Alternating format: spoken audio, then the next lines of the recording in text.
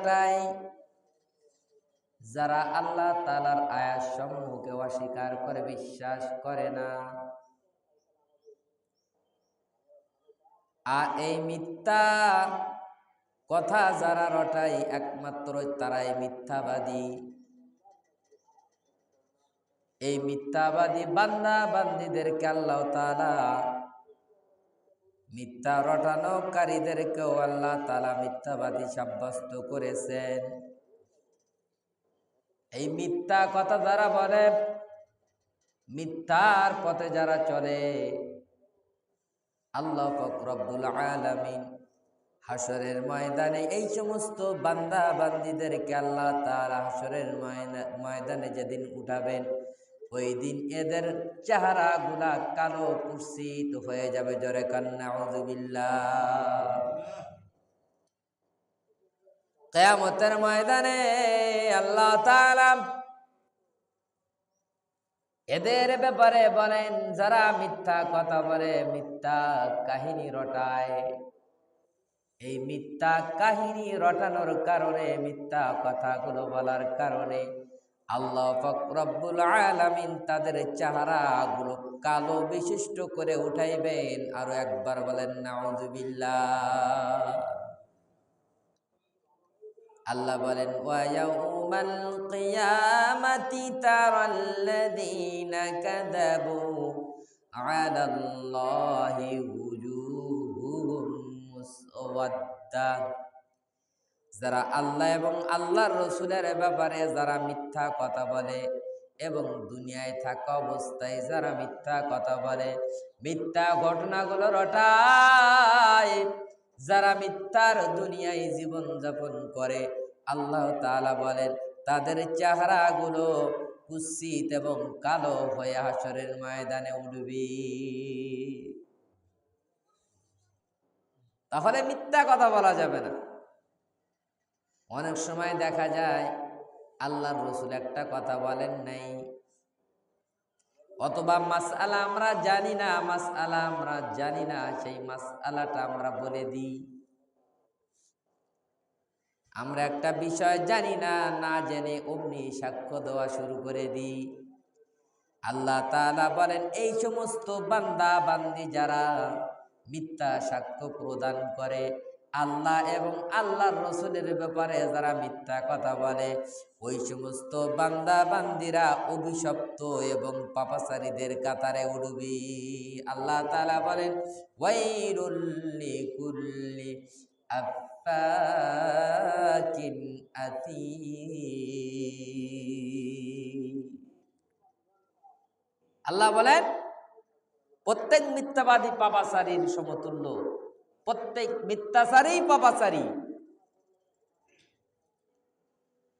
আল্লাহ তাআলা বলেন, এই সমস্ত মিথ্যা রটনা যারা ঘটায়, মিথ্যা কথা যারা বলে, মিথ্যার পথে যারা চলে, আল্লাহ তাআলা বলেন এরা যদিও নামাজ পড়ে, এরা যদিও রোজা রাখে, এরা যদিও আমল করে, এরা যদিও অনেক রকম আমলগুলো করে, মক্কা শরীফে যেয়ে হজ করে আসে, উমরা করে আসে, তামাম পৃথিবীর সমস্ত নিয়ামতগুলো ভোগ করে করে ইবাদত করার চেষ্টা করে, আসলে ওদের মনের মধ্যে হিদায়াত নাই। আল্লাহ তাআলা বলেন, ইন্নাল্লাহা লা ইয়াহদি মান হুয়া মুসরিফুন কাদ্দাব।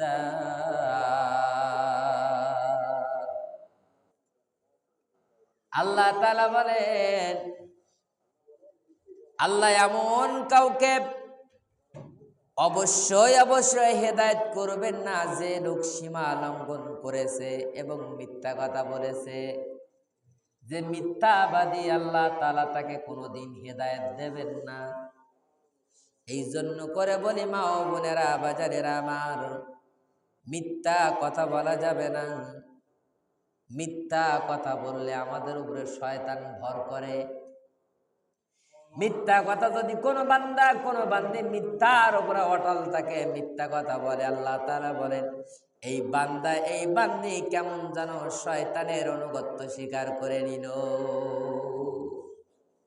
আমি গত সপ্তাহে বলতেছিলাম, বাজানেরা ও মা ও বোন বাজানেরা শোনেন, গত সপ্তাহে বলতেছিলাম যে একটা মিথ্যা সত্য প্রমাণ করতে আরো 10টা মিথ্যা কথা বলা লাগে। একটা মিথ্যাকে সত্য প্রমাণ করতে আরো 10টা মিথ্যা কথা বলা লাগে, আর এই 10টা মিথ্যা কথাকে ঢাকতে আরো 100 মিথ্যা কথা বলা লাগে। এই জন্য করে কোনোভাবেই মিথ্যা কথা বলা যাবে না। আল্লাহ বলেছেন মিথ্যাবাদী হেদায়েত প্রাপ্ত হবে, আর হেদায়েত হলো একটা বড় নিয়ামত। আর যারা মিথ্যা কথা বলে শয়তান তাদের উপরে ভর করতে, শয়তান তাদের পরিচালনা করতে সহজ হয়। শয়তানের পরিচালনাতে কে বলেন সহজ হয় যারা মিথ্যাবাদী।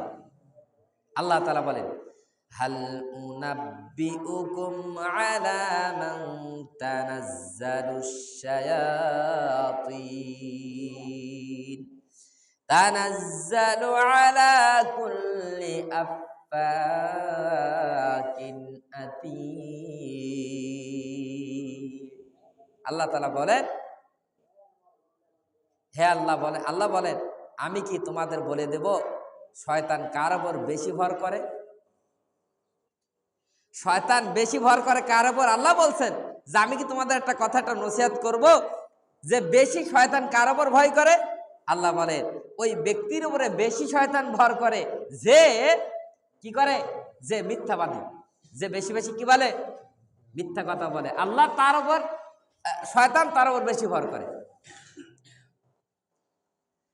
এই জন্য করে বলি আল্লাহ তাআলা বলেন মিথ্যা কথা যদি কোনো ব্যক্তি বলে, মিথ্যার উপরে কোনো ব্যক্তি যদি অটল থাকে, আল্লাহ পাক রব্বুল আলামিন বলেন ও বান্দা তুমি কিসের কারণে মিথ্যা বলতেছো? পৃথিবীর কোনো মানুষ দেখে না, পৃথিবীর কোনো মানুষ শোনে না, তুমি যে মিথ্যার উপরে অটল আছো, এই মিথ্যা কথাটা তুমি বলতেছো, তুমি মনে করতেছো এইটা সত্য, আর এই মিথ্যা কথাটা সত্য প্রমাণ করতে তুমি 10টা মিথ্যা কথা বললা, আর এই 10টা মিথ্যা কথাকে ঢাকতে তুমি আরো 100 মিথ্যা কথা বললা।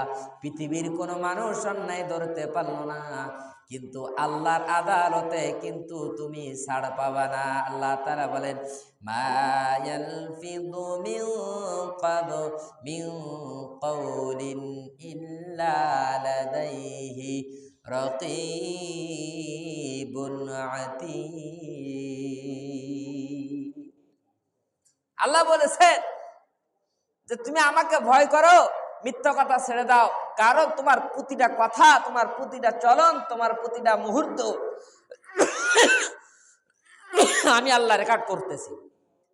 ফেরেশতা নিযুক্ত আছে। কি আছে বলেন? ফেরেশতা নিযুক্ত আছে, সবসময় আমাদের কথাগুলো রেকর্ড হচ্ছে। এই আল্লাহর ভয় কিতাবের মধ্যে আসছে। আল্লাহর ভয় একজন যুবক, সে মনে মনে চিন্তা করছে জীবনে কোনোদিন আর মিথ্যা কথা বলবো না, চকল করে বদমাইশি করবো না। এই যুবক এমন একজন যুবক ছিল যার অটল সম্পদ ছিল। তার বাবা মারা গেল, মা বেঁচে ছিল, কিছুদিন পরে মাও মারা গেল। মাও মারা যাওয়ার পরে যুবক মনে মনে চিন্তা করে আমি এই মুহূর্তে আমার বাপের সমস্ত সম্পত্তিগুলো বিক্রি করে দিয়ে এমন একটা মহামূল্যবান সম্পদ আমি অর্জন করব, যেই সম্পদ আমার দুনিয়া এবং আখিরাতে কাজে লাগবে। এইরকম একটা সম্পদ আমি অর্জন করব। এই মনস্থ করে বাপের সব সম্পদ বিক্রি করে দিয়ে সে মিশরে চলে গেল। এখন যেরকম বড় বড় মাদ্রাসা হয়েছে, সেই জামানায় তার মাদ্রাসা ছিল না। বড় বড় মুহাক্কিক উলামায়ে কেরাম যারা ছিলেন, তারা বাড়িতে 5 জন 10 জন করে করে আম গাছ তলায়, জাম গাছ তলায়, কাঁঠাল গাছ তলায়, বিভিন্ন গাছের নিচে নিচে ডালিম তলায় এরকম বসে বসে তারা মাদ্রাসা করছেন, ছাত্রদের পড়াইছেন, নিজের খাইছেন, ছাত্ররা নিজের খাইতো আর ফিরি ফিরি পড়তো, নিজের গাড়ির খাওয়া খাইতো। এই যুবক সুদূর মিশরে চলে গেছে একজন হক্কানি ওলামায়ের কাছে দিয়ে এই জ্ঞানের আলো, পৃথিবীর সবচেয়ে উত্তম জিনিসটা গ্রহণ করার জন্য এই ব্যক্তি গেছে, সেই মিশর, সুদূর মিশরে চলে গেছে। আর যারা এলমেদি শিখে এবং শিখায়, পৃথিবীর জমিনে সবচেয়ে উত্তম হলে এরা। জোরে কোন সুবহানাল্লাহ। আল্লাহর রাসূল বলছেন খায়রুকুম মান তাআল্লামাল কুরআনা